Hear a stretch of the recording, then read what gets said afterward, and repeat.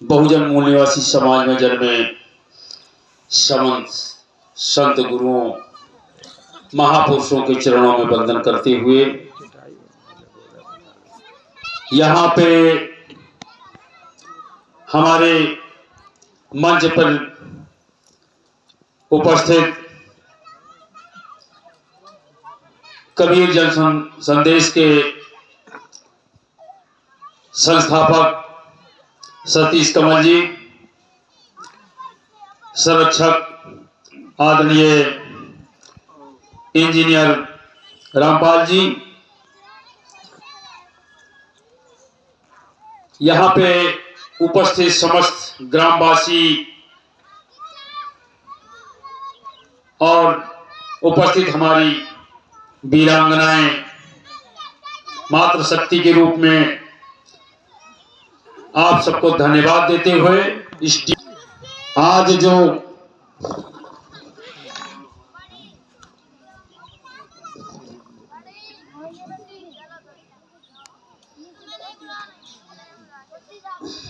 सर्वप्रथम एक बार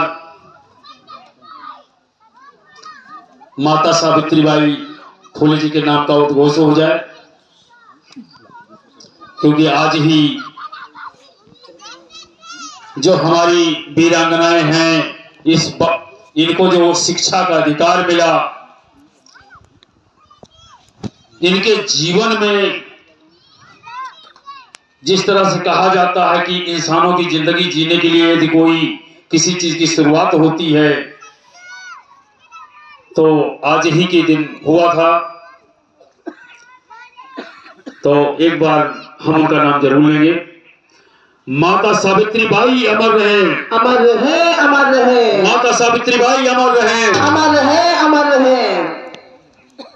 ऐसा लग रहा है कि बहुत बड़ा बोझ रख दिया गया है। कोई आप लोगों को तो बड़ा ऐसा लग रहा है बहुत बड़ा बोझ। माता जी ने कितना संघर्ष किया था आप लोगों को शिक्षा के लिए, इंसानी जामा पहनाने के लिए। आप लोग समझदार हैं इतना कि एक अशिक्षित व्यक्ति, महिला हो या पुरुष, उसका जीवन शैली किस तरह से होगा आप लोगों को पता होगा, आप लोगों ने देखा भी होगा, और खास करके जिनके पूरे घर में ही शिक्षा ना हो। तो एक बार आप लोग दोनों हाथ उठा करके माता सावित्रीबाई फुले का नाम का उद्घोष करेंगे। माता सावित्रीबाई फुले अमर रहे, अमर रहे, अमर रहे। माता सावित्रीबाई फुले अमर रहे, माता सावित्रीबाई फुले अमर रहे, अमर रहे, अमर रहे। धन्यवाद।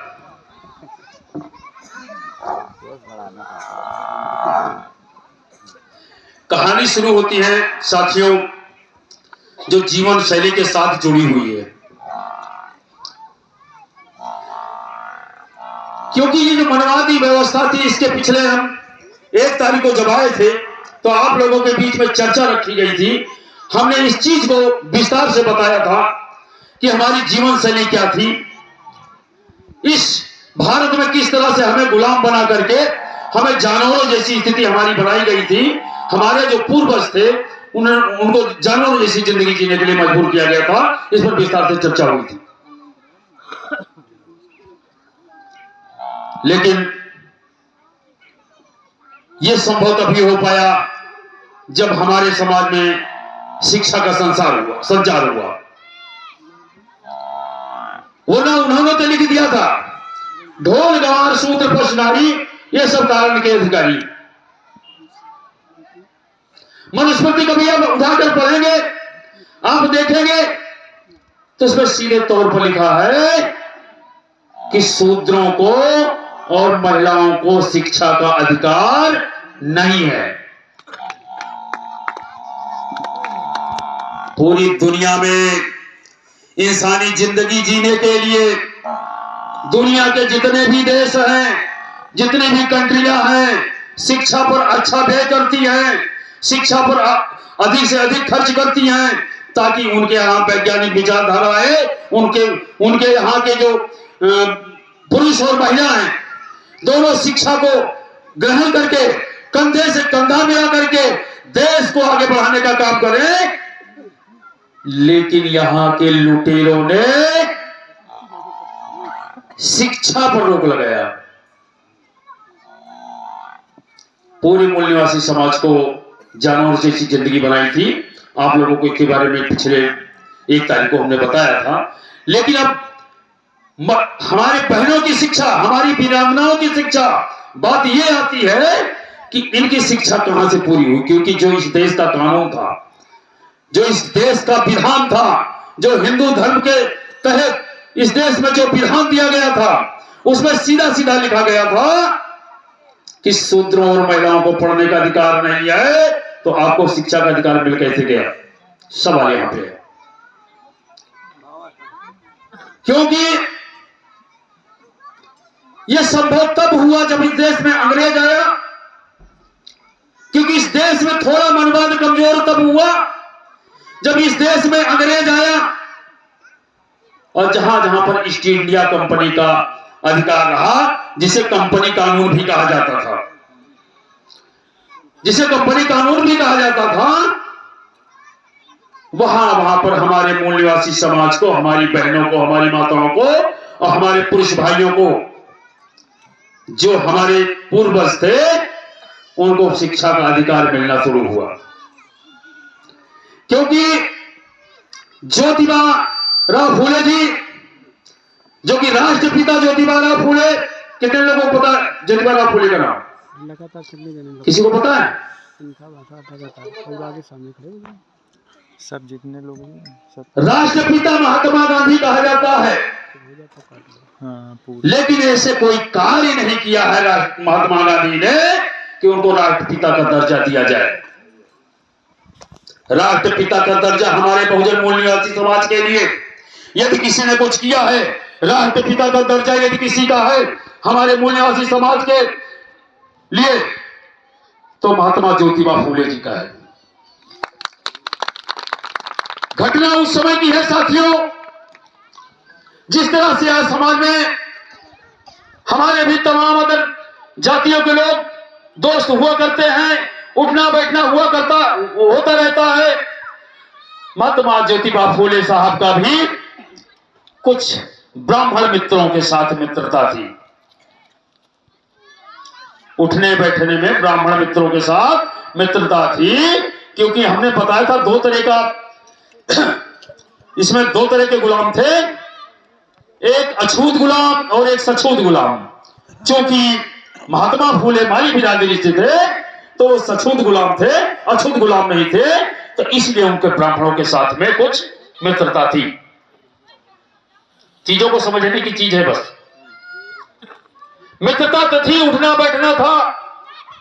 जिस ब्राह्मण मित्र की शादी, जिस ब्राह्मण मित्र से ज्योतिबा साहब फूले साहब की मित्रता थी, उसका शादी का समय आया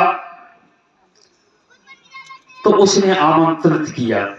जो एक मित्र होने के नाते ज्योतिबा फूले साहब को उसने आमंत्रित किया शादी में कि भाई हमारी शादी है तो मेरी शादी में आपको भी आना है, क्योंकि आप मेरे मित्र हैं।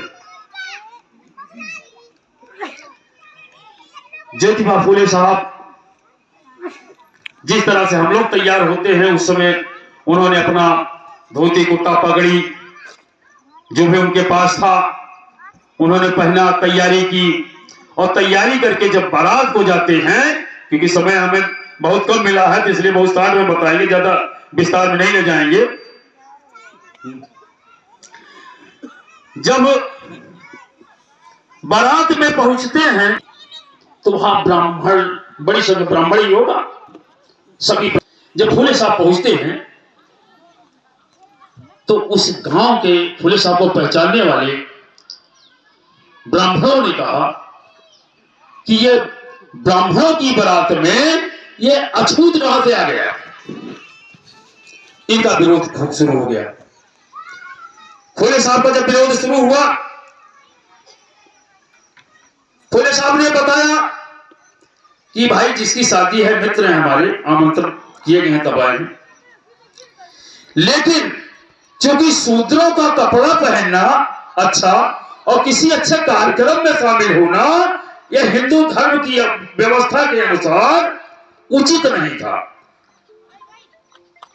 फूले साहब को वहां पे मारा गया। सिर्फ क्या वजह थी? सिर्फ इतनी वजह थी कि फूले साहब अच्छे कपड़े पहन करके अपने मित्र के बारात में चले गए थे, अपने ब्राह्मण मित्र के बारात में चले गए थे, इसलिए उनको मारा गया। आप समझ रहे हैं इस चीज को? क्या सोच रखते हैं आप लोगों के बारे में? जिनकी आप लोग सरकारें बनवा रहे हैं, जिनके आप पीछे पीछे टहल रहे हैं, उनकी तुम्हारे पुरखों के लिए उनकी सोच क्या थी? परछाई भी वो बर्दाश्त आपकी नहीं करते थे। छुआछूत इतनी थी कि आपको परछाई भी बर्दाश्त नहीं करते थे। और आज लोग कहते हैं कि नहीं, छुआछूत खत्म हो गया है। अरे मैं कहता हूं, कौन वो व्यक्ति है जो कहता है छुआछूत खत्म हो गया है? आके मुझसे डिबेट करे और सिद्ध करे कि छुआछूत खत्म हो गया है। क्योंकि वो जो ब्राह्मणी व्यवस्था है वो हमेशा तरीका बदलता है, कभी अपना उद्देश्य नहीं बदलता है। उसका जो उद्देश्य है वही उद्देश्य है रहता है, वो कभी तरीका भले चेंज कर दे। छुआछूत आज भी है, बस सिर्फ तरीका बदला गया है। पहले आपको छूने से छुआछूत होती थी, उनको आपके साथ खाने से छुआछूत होती थी, आपके परछाई से छुआछूत हो जाती थी। क्योंकि बाबा साहब डॉक्टर अंबेडकर साहब संविधान देश में लागू हो गया, अब ये चीज उनके बस में नहीं रही। अब लेकिन छुआछूत है कहां? अब छुआछूत फिजिकल नहीं है, अब छुआछूत माइंडली है।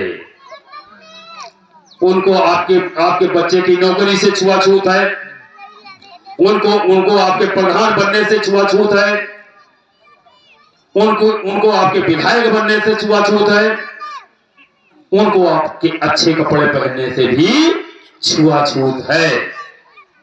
ये समझने वाली चीज है। ये कह के हम फुर्सत नहीं ले सकते कि नहीं छुआछूत खत्म है। आज भी बराबर आपके साथ छुआछूत हो रहा है, आज भी आपके साथ बराबर भेदभाव हो रहा है, लेकिन ये तरीका बदला है, उद्देश्य बदला नहीं है। मजबूरी उनको तरीका बदला।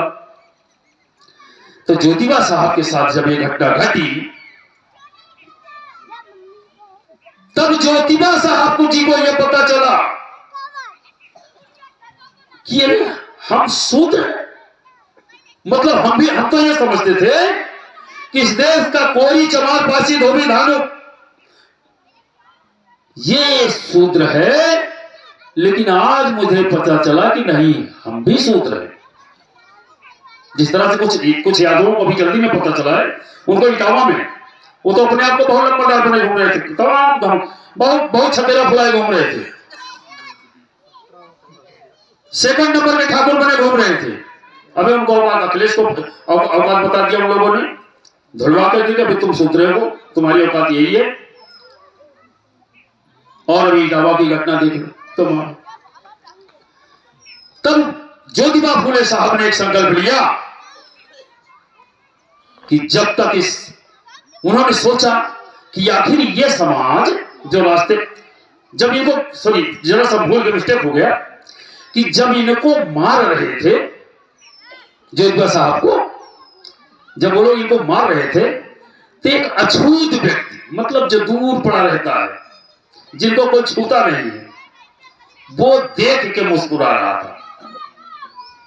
जिसको कोई छूना नहीं पसंद करता, वो जब ज्योतिबा साहब को मारे जा रहे थे तो वो देख के मुस्कुरा रहा था। तो ज्योतिबा साहब ने सोचा कि यार इससे तो कोई छूता भी नहीं, दिमाग में हम क्या है कि इससे तो कोई बात तक नहीं करता, छूता तक भी नहीं है, और इसका कोई मान सम्मान भी नहीं है सामाजिक, ये हमें देख के मुस्कुरा रहा है। उससे पूछा गया, साहब जानते हैं, तब उसने जो बताया उनको लगा कि आप जैसे लोग जब मारे जाते हैं तो हमें लगता कि भी हमारी श्रेणी बहुत ज्यादा निम्न नहीं है। ज्योतिबा साहब ने इस चीज को सोचा कि आखिर ऐसी क्या दिक्कतें हैं, क्या कमी है कि ये तो रोज मारा जाता है, आज हम मारे गए तो इसे क्रोधित होने के बजाय खुश हो रहा है, इसकी कमी क्या है। तब उन्होंने देखा कि जब उन्होंने सर्च किया तो पता चला कि समाज में जो शिक्षा का अभाव है, जो समाज में शिक्षा का अभाव है, मूल कारण यही है कि जब तक शिक्षा इस समाज में नहीं आएगी तब तक इस समाज का उद्धार होने वाला नहीं है। महिलाओं की दुर्गति और ज्यादा खराब थी। ज्योतिबा साहब ने निर्णय किया, क्योंकि ज्योतिबा साहब का बाल विवाह हो गया था माता सावित्रीबाई के साथ में। ज्योतिबा साहब ने निर्णय किया कि मनवादियों के विधान को मैं चैलेंज करूंगा। इसके लिए जितना भी संघर्ष, इनके आजादी का आंदोलन का जो संघर्ष है उसको मैं चलाऊंगा। सबसे पहला काम क्या किया उन्होंने, क्योंकि जब तक इस समाज की महिलाएं शिक्षित नहीं होगी, जागरूक नहीं होगी, पुरुष चाहे जितनी ताकत लगा ले और चाहे जितने साल लगा ले, बिना मातृ शक्ति के यह आजादी का आंदोलन सफल होने वाला नहीं है साथियों।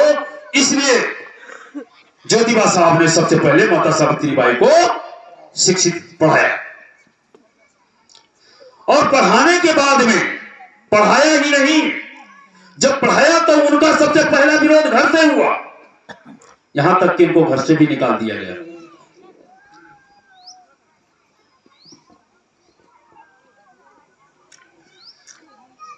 माता सावित्रीबाई को उन्होंने शिक्षा दिया, और शिक्षा देने के बाद में समाज की स्थिति बताई, हमारी बहनों की स्थिति बताई, हमारे माताओं की स्थिति बताई कि किस तरह से जो इंसानों की जिंदगी जीना चाहिए।